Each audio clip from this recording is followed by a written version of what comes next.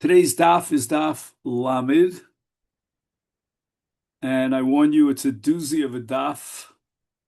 How we could figure this out in 1 hour, I do not know, and it's Erev Shabbos, but we'll try the best we can. So we got up to Mosiv Rav Idi Bar Ovin, which is 6 lines down from the top. And we're talking about the Shita of Levi HaZaken, who holds, and it's a very strange shita that with regard to, we'll just actually read it inside, just so that we have a focus for today's daf. He says the following. According to Levi, the concept of shchita with regard to ophos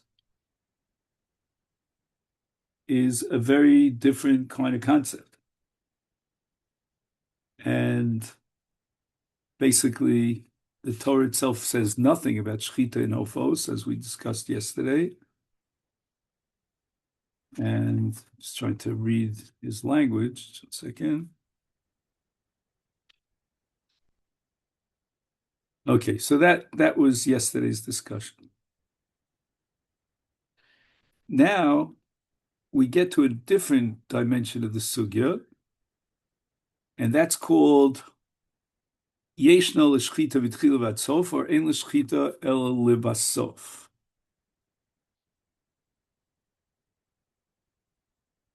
So let's see as we go along how the Gemara develops this. Mosiv Rav Ad Idi Bar Ovin. And now we're learning a Mishnah in Psachim with regard to the lav of Lo Sishchat HaChametz Al Dam Zivchi. And it's going to take a while for us to get through the entire Shaklavitaria regarding this Mishnah until we can finally swing around and at the very end ask a kasha on Levi. Now, the Mishnah begins with the following statement, Ubemoed lishmo potur. So the basic principle here is that if the korban is kosher and he has chametz in his possession, then he violates the lav of lo sishchat. But if the korban itself is pasul, then he doesn't violate the lav. Now, the shechita, the korban pesach, has to take place on the 14th of Nisan. He didn't do so. And now he's up to the moed. He's up to chol hamoed. Now, the status of a korban pesach, either before Zmano or after Zmano, and we're focused now on after Zmano, means past the 14th, is that of a shlomin.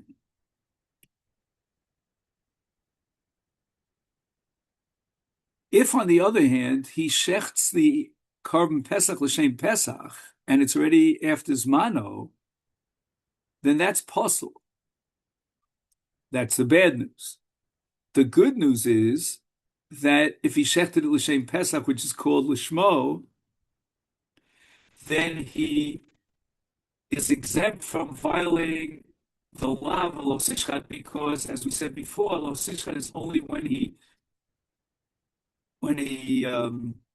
implements a valid shechita.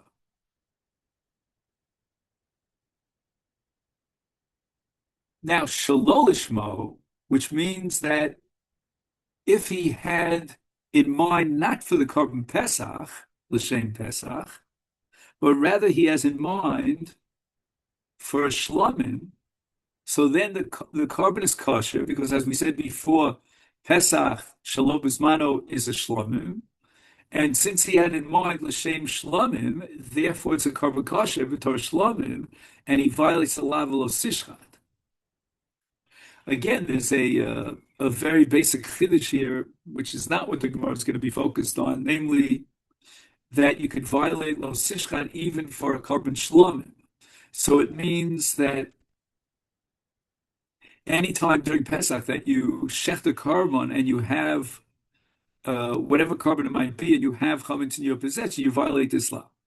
Vavinin ba, and they raised the following objection to the Mishnah. Time of the reason why the Mishnah says that he's chayiv for lo sishchat is because the shalol lishma, because he had what's called a machsheves akira. Akira means that he was oker the shem Pesach, and instead he was makriv the carbon l'shem shlomim. But that's only because in a positive way, b'kum v'aseh, he actively was oker the carbon. Hastama, let's say he didn't do an akira, he just simply shechted the carbon, which is now a Pesach, and that shechita, therefore, since it wasn't l'shem shlamim, is not a valid shechita, and potter, therefore, if he has chametz in his possession, he's not in violation of the law. Frek the Gemara, again, we're still a million light years away from Levi, but the Gemara asks the following question: Pesach b'shayim mos hashana shlamim hu? I don't get it. The status of a carbon Pesach, except for Yudalit b'Nisan, is that of shlamim. So we have a principle of Stama Lishman, the first Mishnah in Zvachim, and if he had any specific machshava, he doesn't have to be oker it from the Shem Pesach and designate it now as a carbon shlamim. It's automatically a carbon shlamim, and therefore, hence, even if he was Stama and he didn't have any particular machshava in mind, it should be a valid carbon. And if it's a valid carbon, he's in violation of the lav lo sishchat. Shmamina, we therefore have to derive a conclusion from this Mishnah in Psachim that Pesach b'shayim mos hashana, although it's considered a shlamim, but nevertheless by akira, you have to in a kumvaseh, in an active way, designate it, meaning redesignate it, if you follow what I mean. It's no longer as a Pesach, but now you are oker, you uprooted from its status as a carbon Pesach, and you whammy it, with a shame shlomim. But if it was just stama and you didn't do an active akira to change the shame, the essence of the carbon and make it into a shlomim, then it remains a carbon pesach. The shchit of a carbon pesach during the moed liachar zmano is possible, and hence he's potter for owning chametz. The Yomer Rab Chia bar Gamda. I don't know if you've ever seen anyone, this Batola, sorry, anyone who got off an El Al plane for the first time and he kissed the ground in Israel? Anybody? That's Reb Chia bar Gamda, by the way, that we're learning now. It's the Gemara at the end of Ksubis, because the Gemara says about Reb Chia bar Gamda that when he came to Eretz Yisrael from Bavel, he got off his camel and he wallowed in the dust. Anyway, so Reb Chia bar Gamda nizraka mipiach habura, the sugya was thrown out in front of the scholars in the Beis Medrash. The Amru, and here's what they said: that in truth we don't need an akira, and therefore even if it was mistama and he didn't have any definite thought to make it into a shlamim, it is a shlamim, and hence he would violate the isur of owning chametz. But hachava mayaskinon, here we have a special case. This is what we call an ukimta. And what's special about this case in the Mishnah? Kigon shayu bailin tmei mason. Now, if the owner of the carbon pesach is a tamei mes, he came in contact with the corpse, then he is now designated for Pesach Sheni. He's got to bring the carbon a month down the line on the 14th of Adar. I'm sorry, of ER. The nidchin le Pesach Sheni. Now he needs an akira, not because a Pesach b'shari mos hashana needs an akira, but the Pesach of the Pesach Sheni, meaning it's still Pesach Rishon, and it's designated now for Pesach Sheni because the Bayam were Tmeim. In that case, it still maintains its status as a Korban Pesach, because this very animal, this lamb, is going to be brought a month down the line as a Korban Pesach, and therefore, if you want to change it into a Korban Shlamim, and therefore he'll violate the Lav lo Sishchat for owning chametz, then you need an akira. The hayu de boy akira. Why? Because the stumble lishma koi, right? If you have no akira, then it's a korban pesach, designated for hakrav as a korban pesach, and a month down the line in Pesach Sheni. Ha'acher, but except for this very rare case of the Bailim who contracted Tumah, then lo boy akira, you don't really need akira. And Pesach B'Shayimos Hashana Shlomim, and therefore even if he has a machshav of stama, which is undesignated and unspecified, nevertheless it is Shlomim, and if he owns chametz, he violates the law. Okay, now all this back and forth and very deep and profound analysis is meant to lead up to this kasha on Levi Hazakin. Why? If we'll accept Rabbi Yochanan Shita, that Yeshna l'shchita mitchila ve'ad sof, is now I can begin to understand the Bnei Achabura who said that he's potter from the lav of lo sishchat, because the carbon is pasul. And why is it pasul? Because it is now designated as a carbon pesach for Pesach Sheni, and he shechted its stomach, so he wasn't okir to make it into a carbon shlamim. Is therefore if solei mitchilas shchita, at the very beginning of the shchita, since he didn't actively do an akira, because his shchita was stama, right, without any specific intent, is therefore what we have is a psul of shchita at the very beginning of the shchita. Why? Because he's shechting it stama, which means he's shechting the carbon pesach, and it's a month premature because he's tamei and he can't bring it on the 14th. Now let's just add one more sentence here, which is obvious, that any carbon pesach that was shechted shalom bismano and it was not redesignated as a carbon shalomim is pasul. So already at the beginning of the shechita, the carbon became pasul. And that's according to Rabbi Yochanan, who says Yeshna l'shchita mitchila v'ad sof.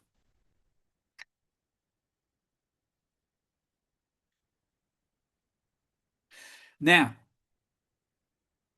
what would be if I told you that the beginning of the shchita is still kosher, and he owns chametz? Then he should be in violation of the lav, which is against the Bnei Achabura. If you're going to tell me that the beginning of the shchita is not really part of the shchita, it doesn't have a shem shchita like Levi holds, and therefore now what he's shechting is not the shchita of a korban pesach because ein l'shchita el basov.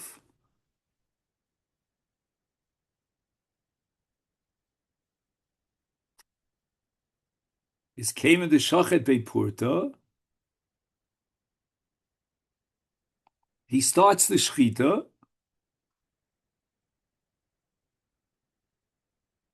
and itchei lemi pesach, because as we said, pesach shalom bismano is invalid. Now, as a result of the fact that he started the shchita, it's not a shchita of pesach shalom bismano. So the beginning of the shchita would not invalidate the carbon, and then it remains shlomim. And if that be the case, either ki shachet shlomim ka shachet. Now the remainder, the balance of his shchita, is shchita shlomim, and therefore, how could the Bnei Achabura say that he's exonerated from violating lo sishchal hachametz am zivchi when in fact the sof shchita, which is the shem shchita, was that of a shlomim? So let's just go over this one more time. If I hold like Rabbi Yochanan And what's Rabbi Yochanan Shchitas Yesh Shitas Yesh Shchita Bitchivad Sof? So then we're going to say that what? That already at the beginning of the Shchita, it became possible because he's shechting a korban pesach shelo bizmano.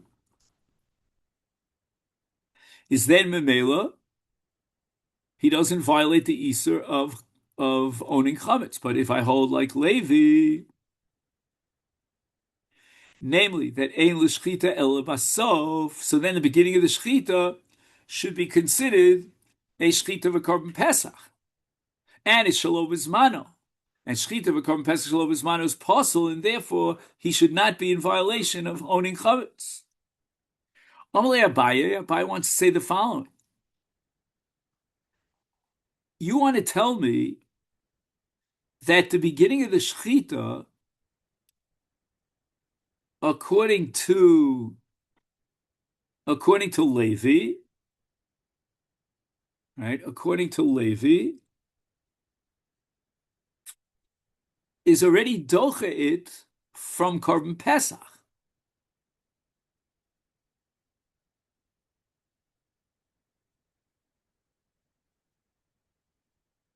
And therefore, when he gets to the sof shechita, it's a shechita of shlamim.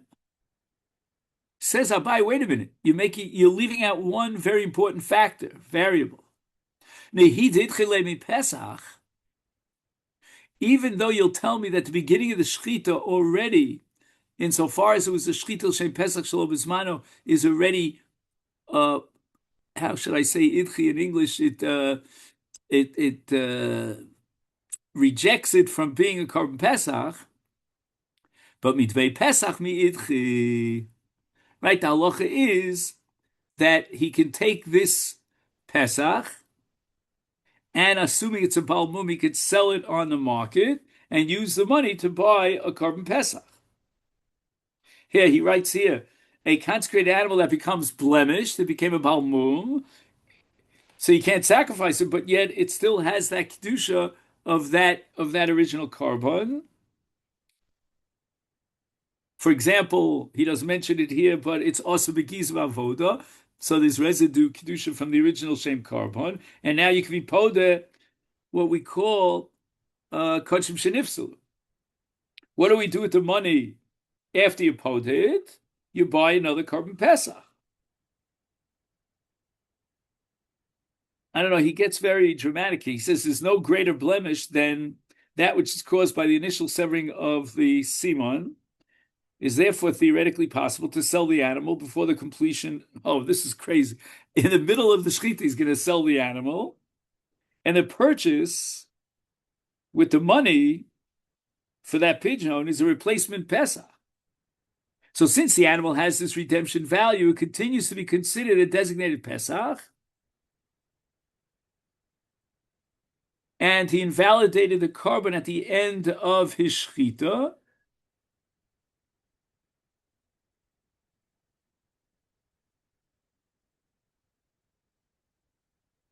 But you can't say that there was a dichui at the very beginning, and therefore it should pater him up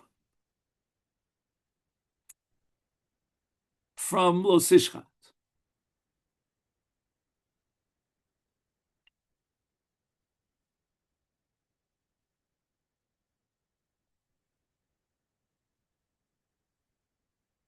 One second, did I miss anything here?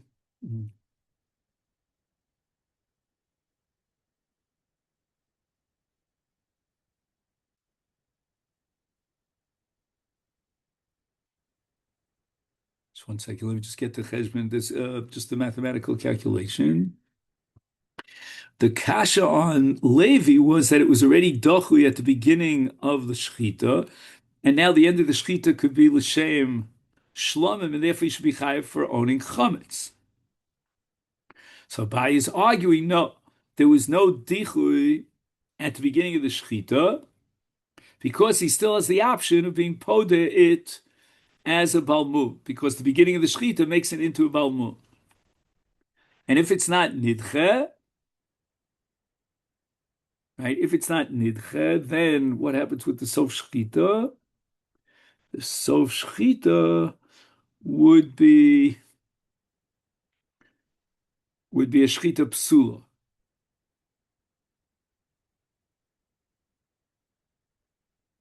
Right. If it wasn't nidcha,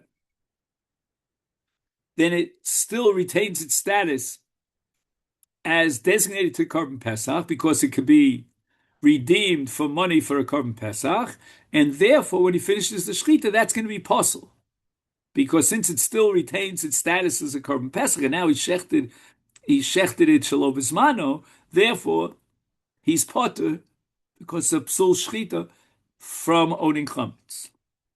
So now the Gemara challenges Abaye. What do you mean pidyon? Who says that you can do pidyon? Chitema.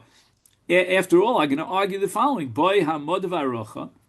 Right, the only time you could do pidyon is if it could withstand, or maybe stand, I guess you'd call it, evaluation. Right, so you can't redeem it unless first you put the animal up, standing on his 4 feet, and then you do aracha.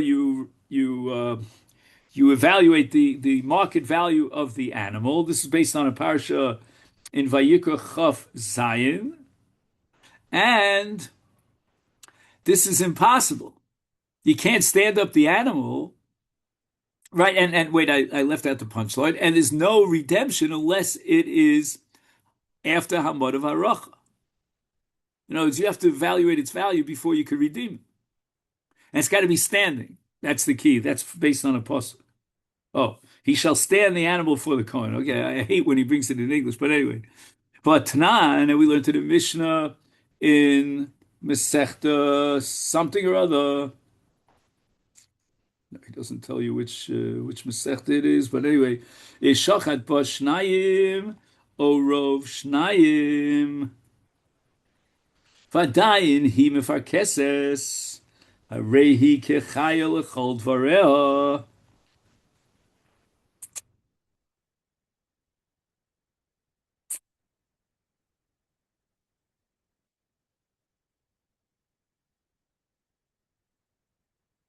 Ah,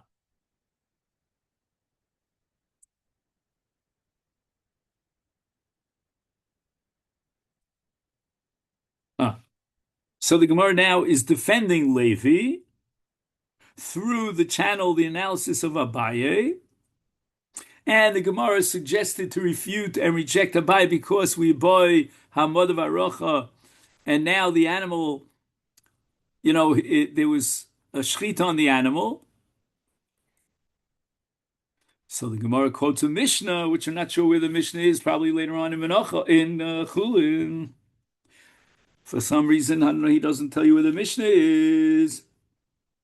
That Shacha Barosh Naim is, if the animal still looks like it's alive, then we give it the status of being alive as far as the halacha of Hamad of Harach is concerned, and therefore you can be poder the animal, and if you could be poder the animal, therefore it still has the same Pesach,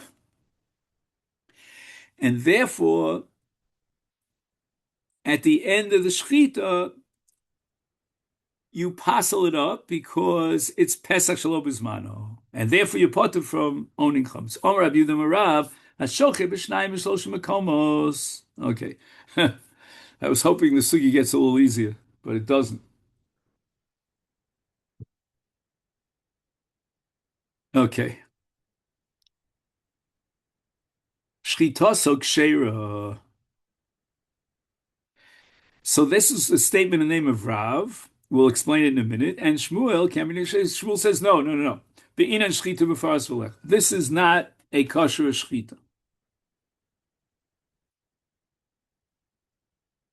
What does mifaras mean? Mifaras means that we sort of imagine the base hashchita as being opened up wide, and then you make a cut straight through.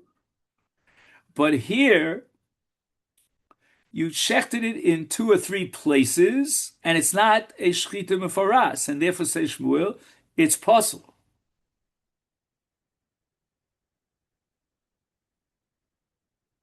The Af Reb Shimon ben Lakish Savar. We have another shita that agrees to Shmuel. Reb Shimon ben Lakish Rishon says Binan Shchitim Foras. The Amar Reb Shimon ben Lakish Minayin L'Shchita Shimon Foras. What pasuk is going to teach me that you must have a clear-cut incision, one incision, not two or three. Shenemar Chet Shachut. This is a, what do you call it? A rebuke of Yirmiyah Navi. Lishona Mirma Daber. They speak deceit. But anyway, we see that the word shchita appears with the word chetz. Just like a chetz, it goes right through its target. Right? The pasuk is comparing shchita to chetz. That just like an arrow cuts down in one place, so too shchita is in one place.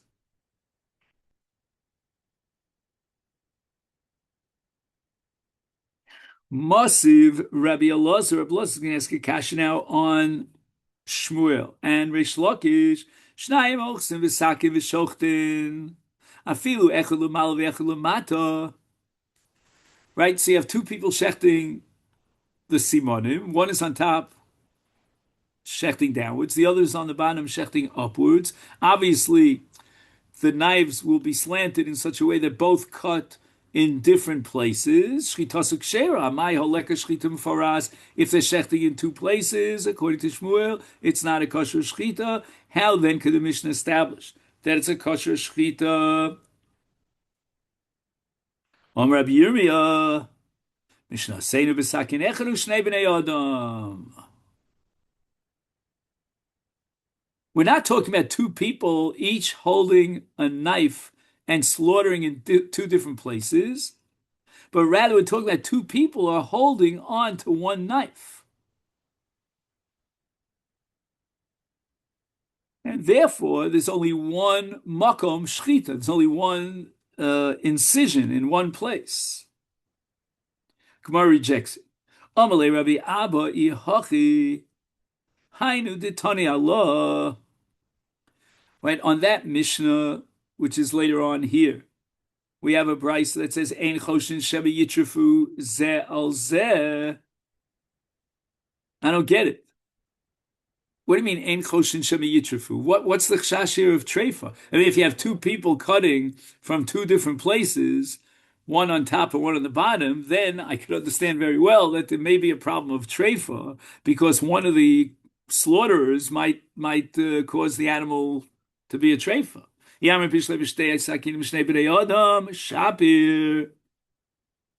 I need the Tana to tell me that we're not choshish for treifa. Because Mao did Tema Lechush, I would have thought Dilma Samchi Adadi.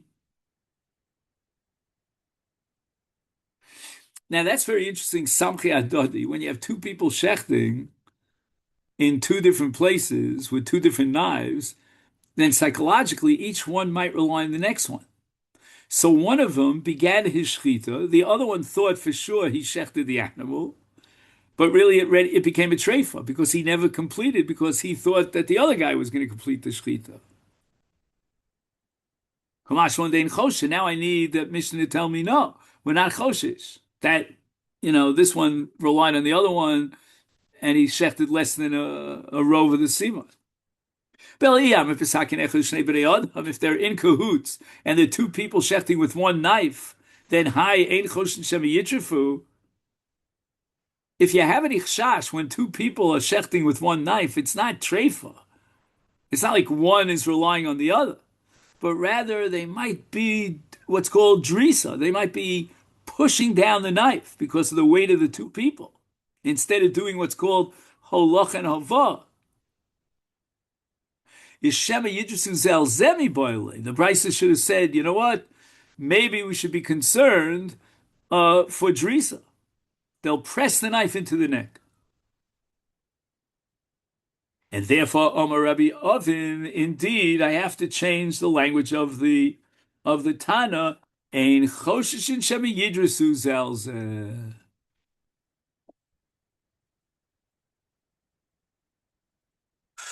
Okay.